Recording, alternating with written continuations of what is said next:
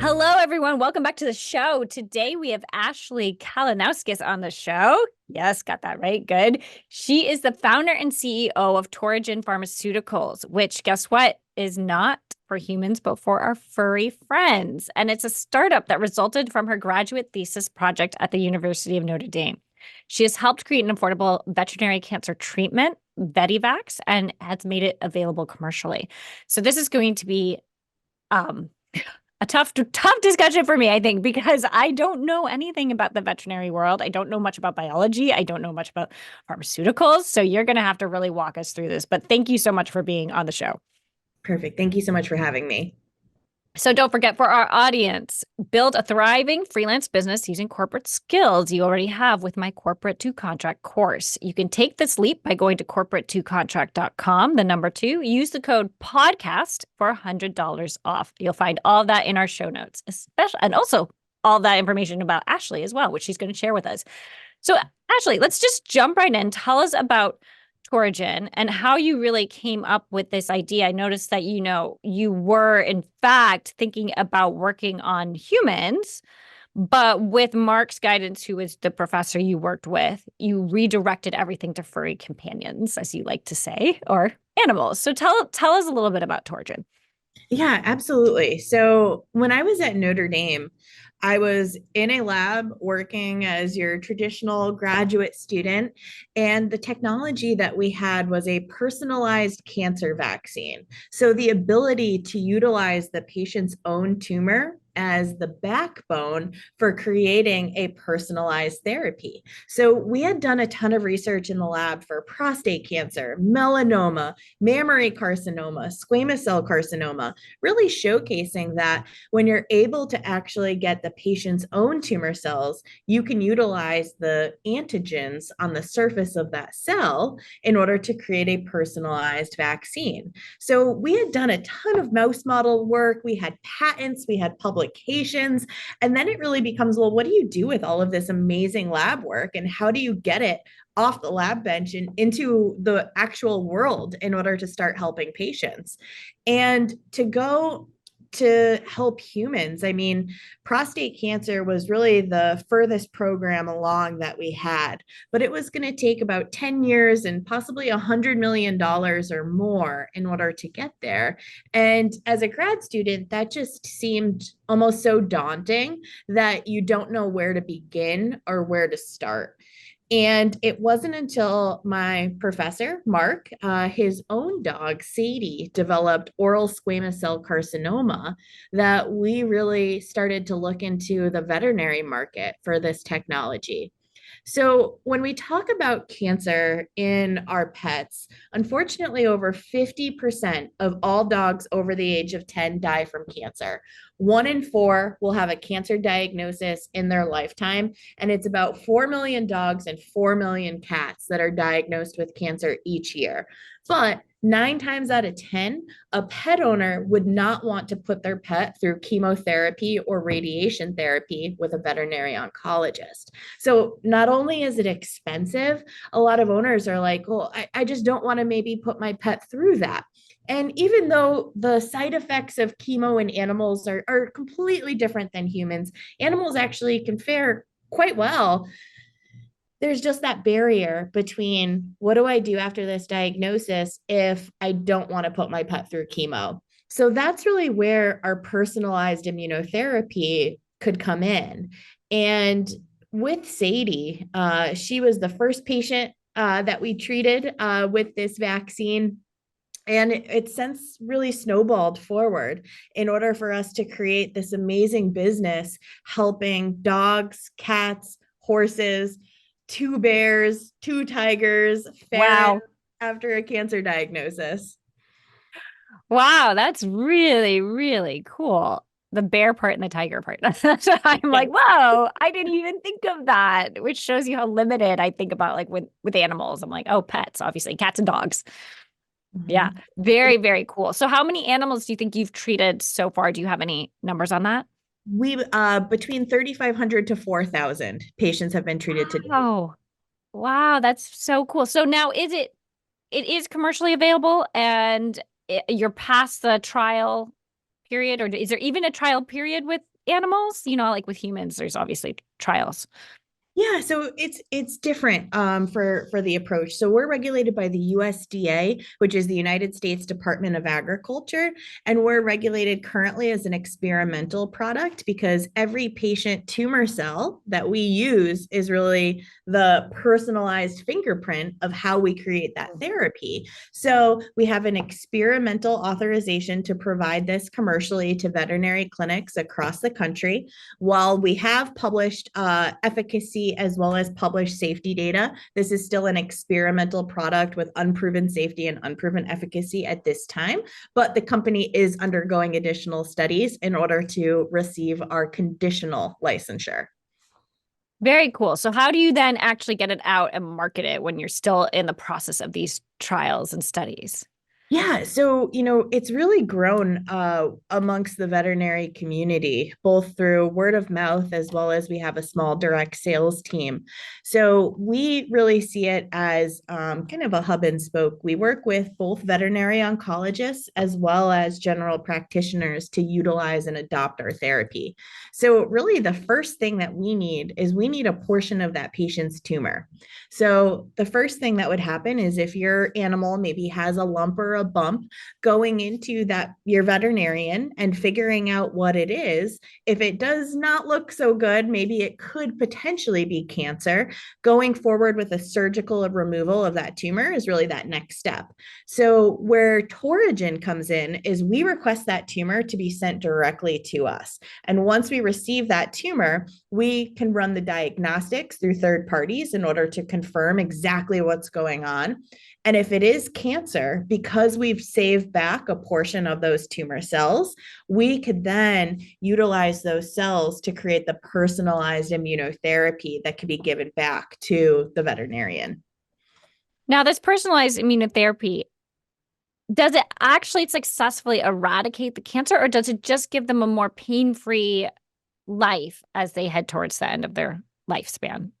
Yeah, definitely. I mean, cancer is complex, right? We have a lot of different factors that are going in.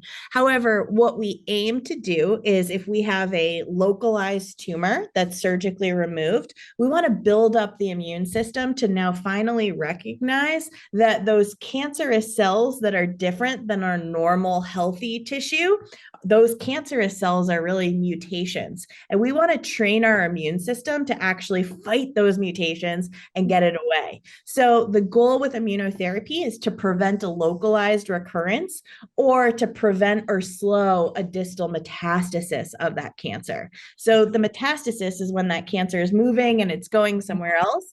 If we can have our immune system be activated against those mutations, the goal is that we can slow or stop that metastasis.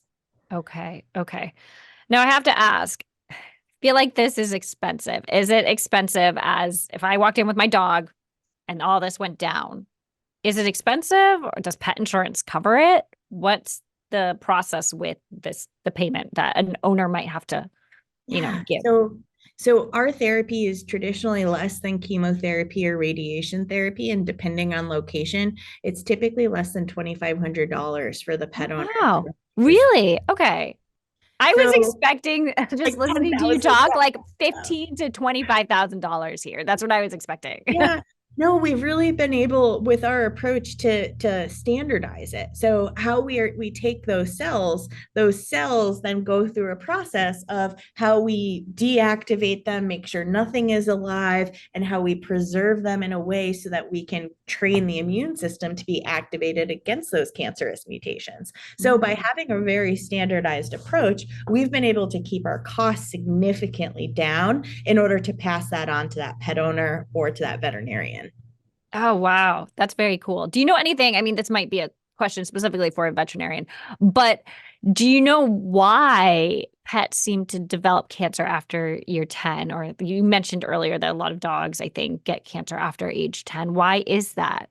Do you know? Yeah. So, I mean, similar to humans, right? So, cancer is a disease of genetics and environmental factors. And when those two kind of collide, that's really when we get cancer. And as pets or as humans get older, we have a higher propensity for developing cancer because there's a higher likelihood that our cells can mutate because one, we don't have a stronger immune system, or two, our cells are mutating a lot faster than they really should be. So, age is one of the factors that does lead to cancer.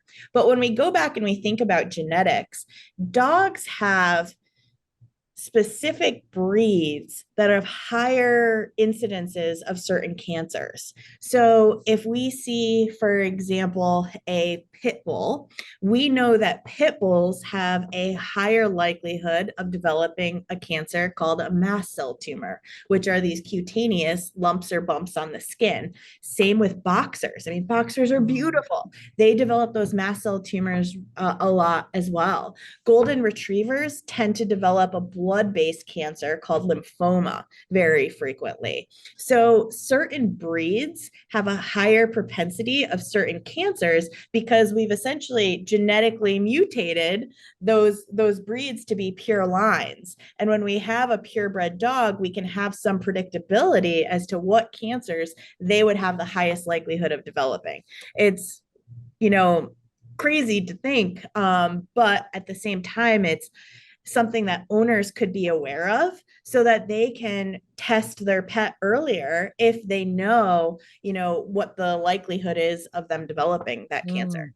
Mm. That's super interesting. We had a dog that was we it was a shelter dog, but it was looked very much like a boxer. So we think it had boxer in it and developed a lot of those like lumps and those like some of them were not cancerous, but towards the end of its life, yeah, it developed quite a few of those. So I would like to ask you a little bit about how you even got to this place where you became an entrepreneur and started a business. I mean, did you want to be a veterinarian when you were younger or not at all? Or anything related to animals? Nope. I really want med school was definitely on my horizon while I was an undergrad for humans. And then I started really loving vaccine research. So then in my undergrad, I started pivoting to working in some labs that were developing vaccines. And then there's a lot of vaccine work that's done for animals because animals, the zoonotic prevalence of those viruses can transfer to humans. So if we stop them in pigs that are, kind of a reservoir for viruses, we can actually stop that progression for that disease actually going to humans. So that's really when I started taking some animal courses. And then once I got into grad school, it kind of all came together in terms of those puzzle pieces because now I'm working for, cancer immunotherapy and cancer vaccines. But, realizing that this technology is going to be so far before we go to humans, my puzzle piece of, wait, I've actually taken an animal health class and I know that there's really not much difference between animal health and human health. Now I was able to bring all those puzzle pieces together. So for me, it was really taking that leap of faith in a lot of ways. We entered the Notre Dame business plan competition with really just writing this out as here's how we would do it. Tumor samples can come in, we can create this vaccine, and we're going to set up a centralized laboratory in order to help these millions of patients. And that's really what took off because it was okay, wait, we actually can do this. And my professor Mark really said to me, like, Ashley, if you want to jump into this, like, I'll be by your side every step of the way. And that has been true from day one. So Amazing. he's still involved. He's still a research professor too, vice president of research actually at the University of Kentucky. He's absolutely incredible. And together we've, really built this amazing little company. So to go from where you were, right, to being a business owner are two very different paths, let's say. career Oh paths. yeah. How did you jump that mindset or push your mindset to the next limit or even be able to gain that confidence? And what advice do you have for other women who might be thinking like, oh, this could be a really cool business idea. This could be real, but oh my God, I know nothing about business. What advice do you have for them and how did you do it? Definitely. I mean, I think at the end of the day, business is about we have a problem and we've created a solution.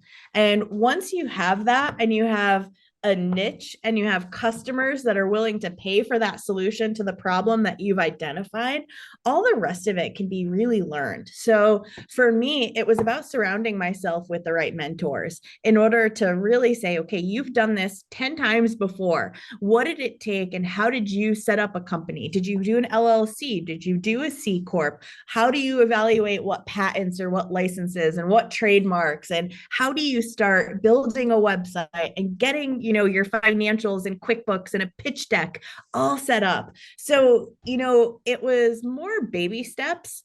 And I mean, when I look back at some of our original pitch decks like that I had, or even like the original business plans, like cringe worthy. Like I think I said in 2018, we're going to be doing $150 million in sales, right? Like, no, pretty sure we did $100,000 in sales in 2018.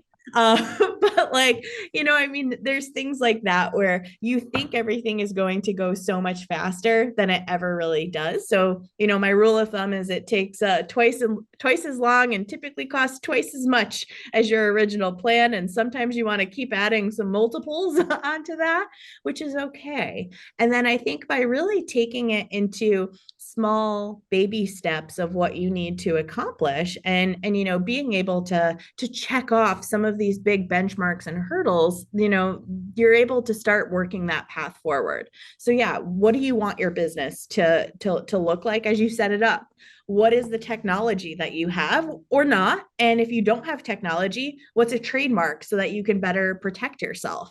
How can you set up a website that has a buying feature on it? Like there's so many little things that the world has already put together for you nicely online. You just need to find the right people as well as, find some right mentors who've done it before in order for you to start just checking those check boxes. Mm. I love that because it really is a step-by-step process. When you think of this huge goal and it's like goalposts far away down the football field, I mean, it's very rare people do a Hail Mary and, that's why it's called a Hail Mary and actually succeed, right? Like you need to inch for, why am I in the football analogies? It's like maybe because the Super Bowl's coming up. I don't know. But, it's like usually there are drives that go like step by step by step, like you said, baby steps. And then once you have it like a roadmap laid out, it's a lot easier, which I also say for a lot of my coaching students. You were able to raise at least $16 million in venture capital. I think maybe more. Where did I think I had more somewhere in my research, but Almost 19. yeah, yeah. Okay. Okay. So what advice do you have for women who are thinking of going big and raising venture capital money in order to move their business forward? Yeah. I mean, I think let's go back to our baby steps of where to start, right? VC is when you want to really accelerate what you're working on in order to have magnitudes of a return come back. So a venture capital investor is looking for a 5 to 10x return on the investment. And the earlier that they're in, the more they want that 10x return to really, really be what's there.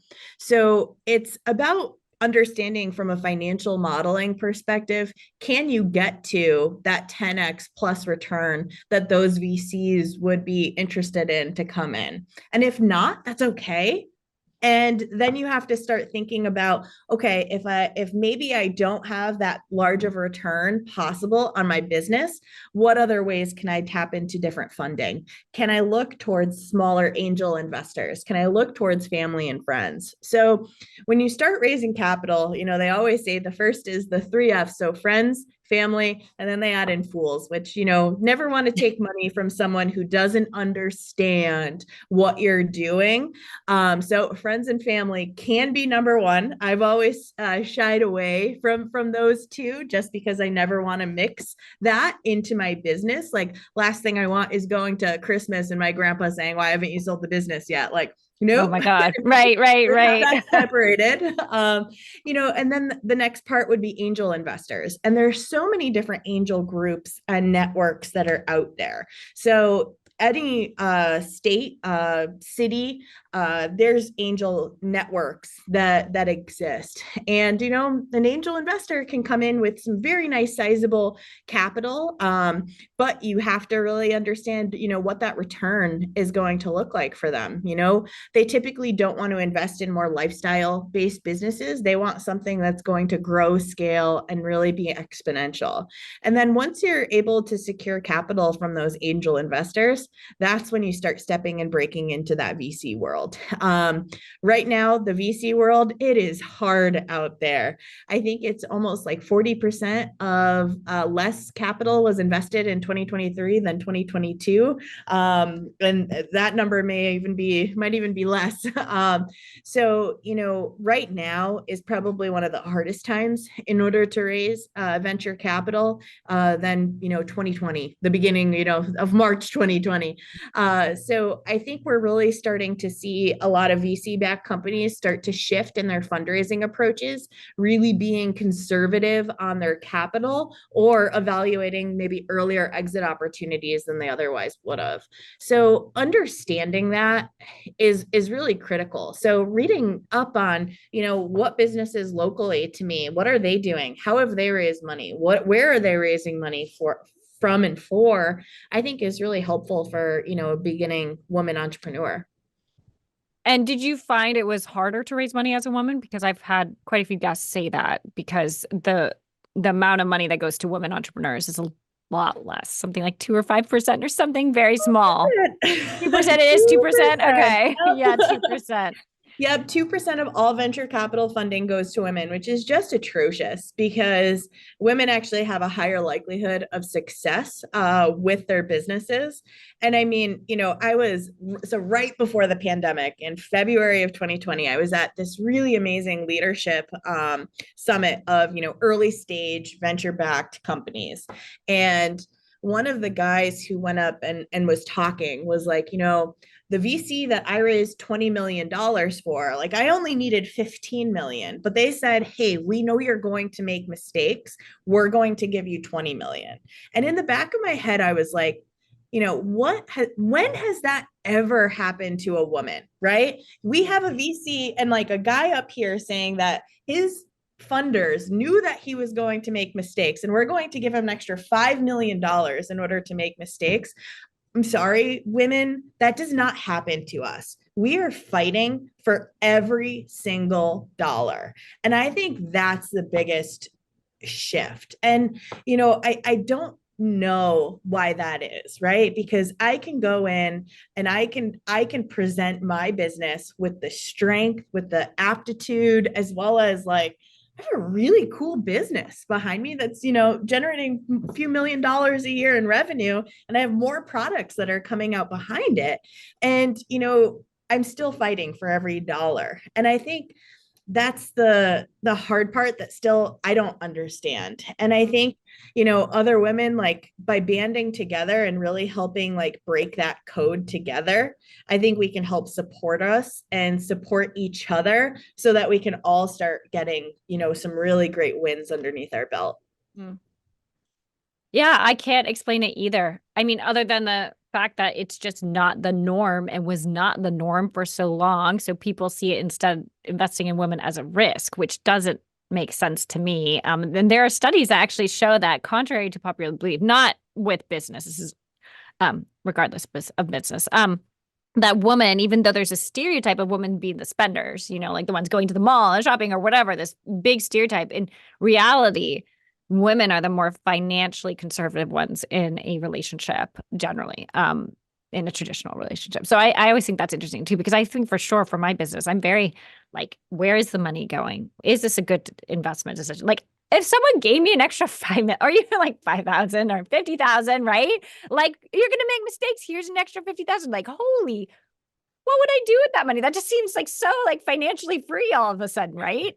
Yeah, you're going to have the ability to make a mistake, and you're going to have the ability to maybe take a bigger risk if you Yeah. had that larger check. So it's like, how can we really shift that mindset in order to say, like, hey, the track record of venture capital backed women led companies is significantly higher on the rate of return, even though there are less of us. Mm. So by shifting that narrative, I think can really help all women in the space get what they need in order to take those calculated risks. I interviewed someone quite a while ago on my show. Her name was Jolene Delisle, but she was in the PR world, but she created her own angel investment company so that she could pour back into women, like PR, other women PR business owners, people and like specifically women of color too, because she was so sick of like how much she had to fight for it. Like she wanted to be able to provide that opportunity. And I was like, oh, I just love hearing that people giving back. So maybe one day you'll be able to like give back in that way too and invest in women-backed businesses. Absolutely. And, you know, one of my first investors that came into my first like true venture capital group, as well as they're still a member of my board, is a group called SOGAL Ventures, SOGAL. And they have been truly phenomenal. Both, you know, they invest in women and women of color. And that is their entire thesis, that we can outperform what other VCs do and what they've been able to accomplish in terms of the caliber of companies that they've invested in. I mean, it's truly been remarkable. I love hearing it. I love hearing that. So, how did you manage having a business and personal life as you were growing your Torigen business, right? Because I think a lot of women are pushed and pulled in different ways, and especially women who have families as well, where they want to go big and they want to have this company, but it's a struggle with the personal life as well. So, even if you don't have a family, how did you manage that as you grew your business?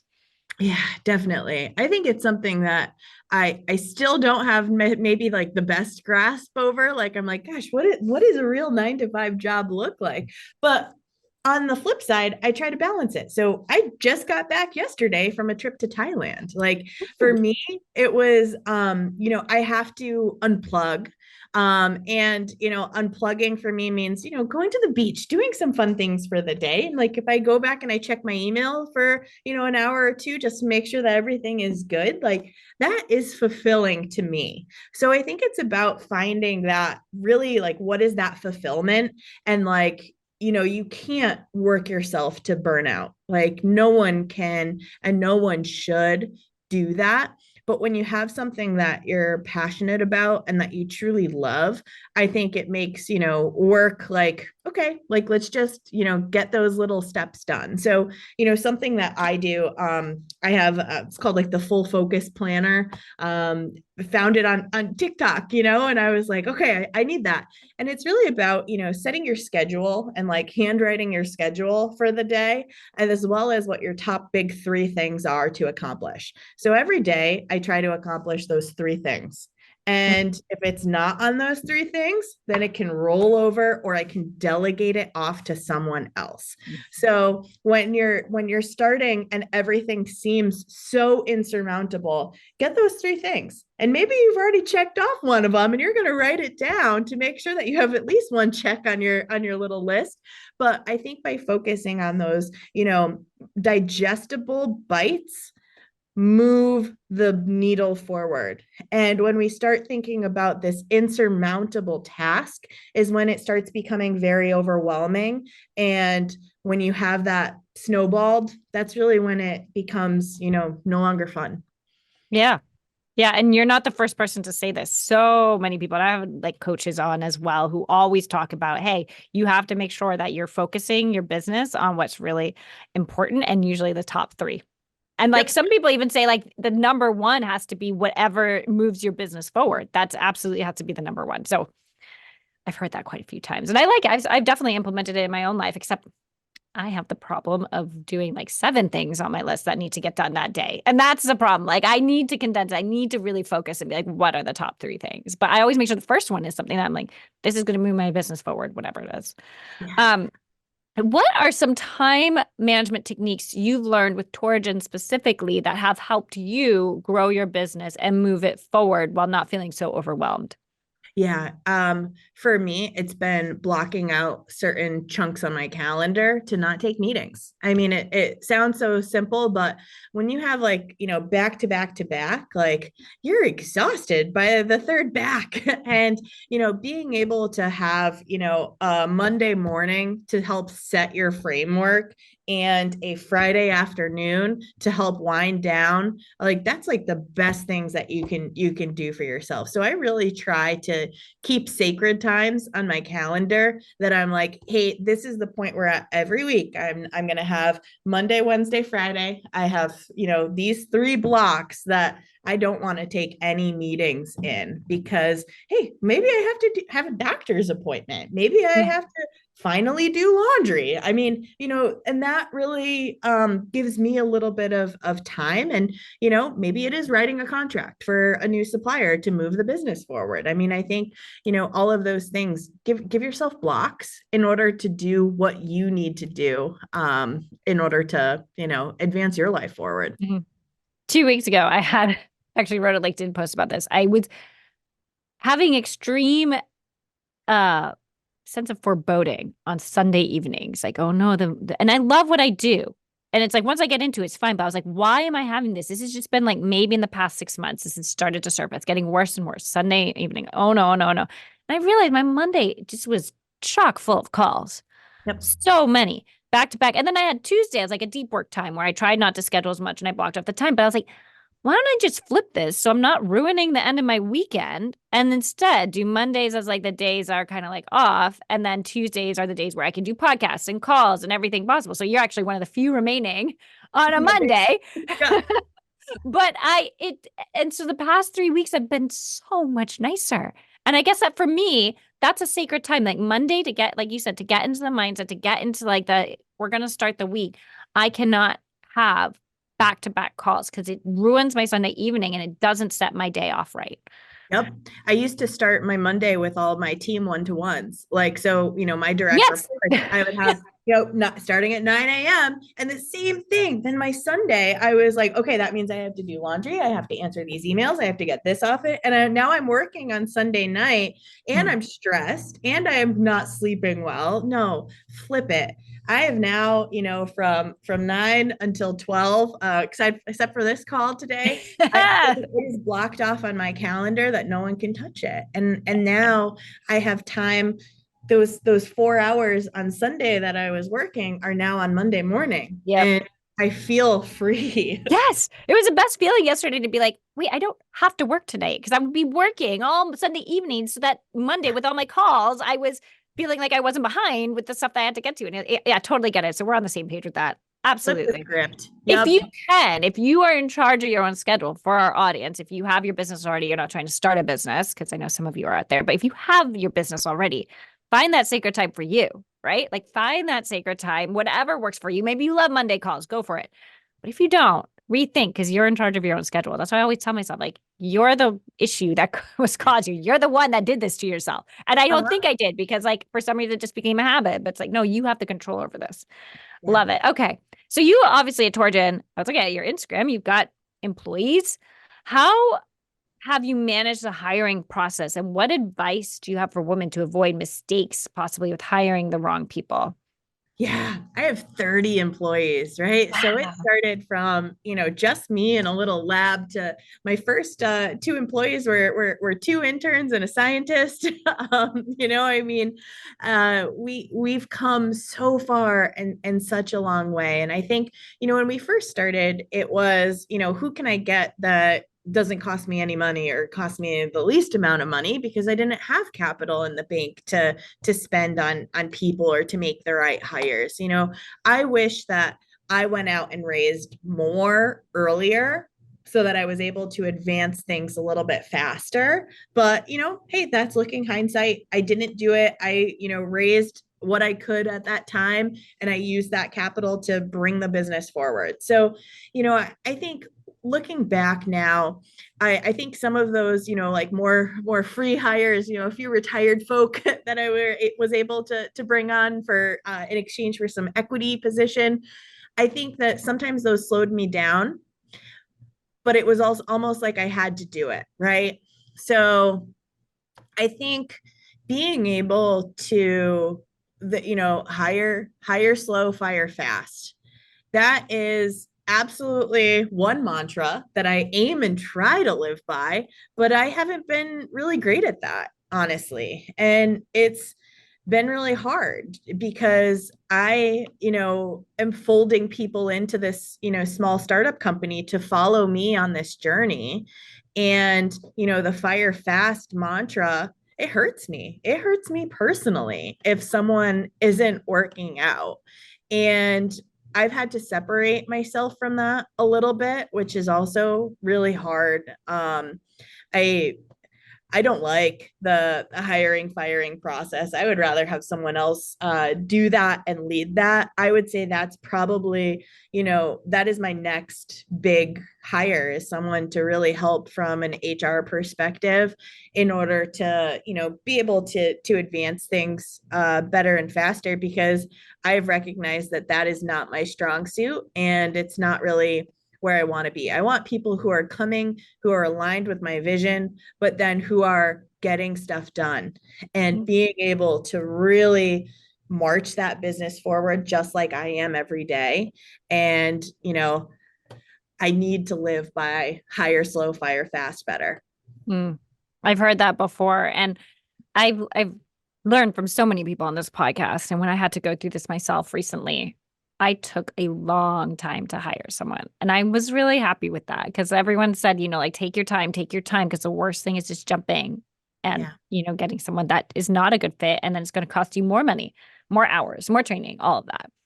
Yep. I want to briefly touch on mindset as a CEO of this type of company. What have you done to increase your confidence over the time period? I mean, we kind of briefly touched on this when we talked about, going from like not being a business owner to a business owner. But now, like, we're looking at that time frame where you are a business owner and you are a CEO. How has your mindset changed over the years? Yeah, I think it's definitely been like stepping into my confidence, and it took time. At first when I was launching the business, I had people tell me that I shouldn't be CEO, that, I should really be operations or something else. And Why? Why because did I'd never people tell done you it that? before. Yeah. So it was finding someone who had done it before so that they could, already know or foresee the mistakes. But at the same time, I don't want to say like maybe it was because I was a woman. I think it was I was young and I had no experience on being able to do that. And then when people started telling me that, I shouldn't be the one, then I was losing that confidence in myself. But I had to kind of flip that and be like, wait, wait, wait. I know this science. I know this technology. I'm the one, I wrote the whole business plan. I know it could be done. And you know what? I'm the one who's willing to eat the ramen noodles for years in order to get this up and running and get this started. So it was really changing that and then stepping into that confidence level. So then once you start like getting some really great wins under you, right? You start getting those customers, getting those testimonials, getting the investment dollars, being able to understand every single number that you're putting into your investor pitch and why you're asking for the capital that you need to further advance your business, then it became second nature to really be able to confidently go in front of anybody in order to explain what I've built and how I can build it better and build it faster with additional capital. Speaking of capital, how do you find that balance of making money and spending money when you have this with your business, pouring back into the business? What do you think has been your best investments for your business and your worst investments? So I think as a startup VC founder, you're always raising money. Like it just never stops. Even when you don't have to raise money, technically, you're setting up for that next round in order to raise that capital. So you're balancing the spend as well as how you're going to be able to raise that next round and what you're going to be able to do. So I would say some of my best investments have really been from, sales perspective, right? Like we need sales in order to really fuel kind of like where we're going and how we're making money. So, I hired in February 2020, I hired my sales director.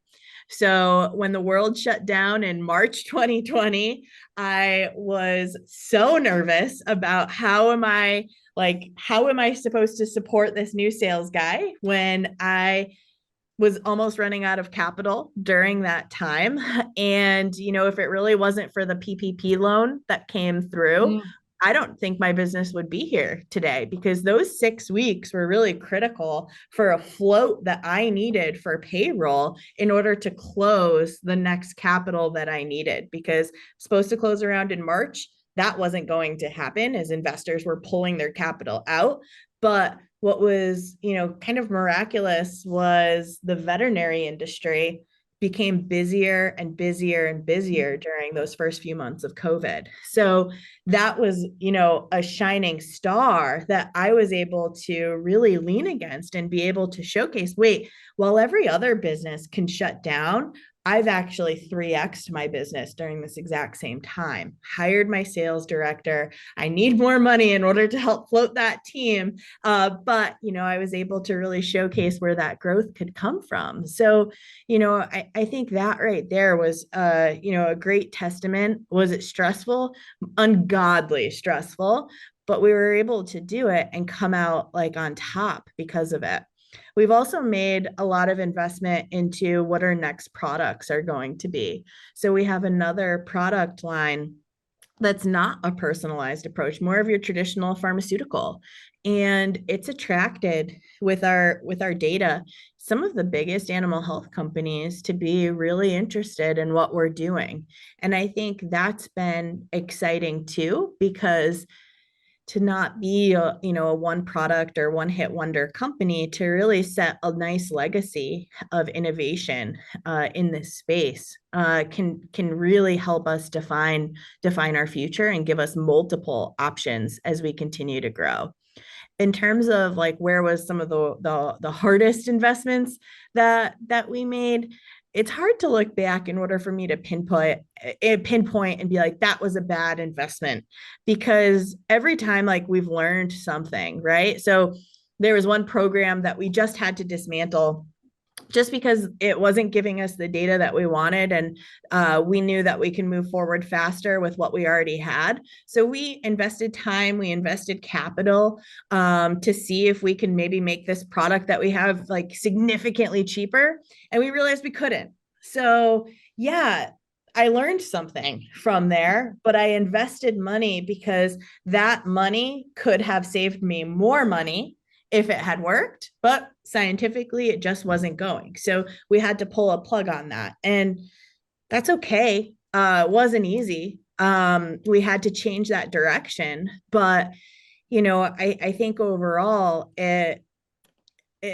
you kind of have to really understand, how much longer are you going to wait and invest versus just going forward with what you have full speed ahead. Mm. I would love to know what you think would be the top 3 pieces of advice you would give for women looking to scale their business. Ooh, top 3 for looking to scale. I think going back to that digestible parts, right? So if we're looking to scale our business, where are your top customers coming from? What is your exact customer profile? And how do you repeat that exact customer profile, right? So even if you are just taking, pinpoints of data, but you're using that to go on your hunch that you say, hey, I know that my best customer is going to, I mean, for me personally, it's male veterinarians who are doing more than 10 surgeries per week. Those are my top tier customer who we target.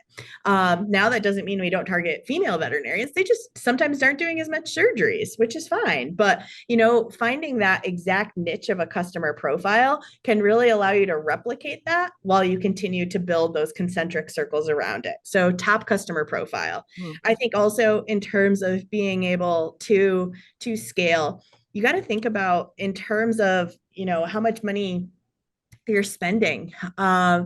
There are very unique ways and things that you can do in order to further expand your scale without breaking the bank, right? So we do handwritten letters. So after any new customer, a month after they have purchased the first personalized cancer vaccine from us, we send a handwritten note, thanking them.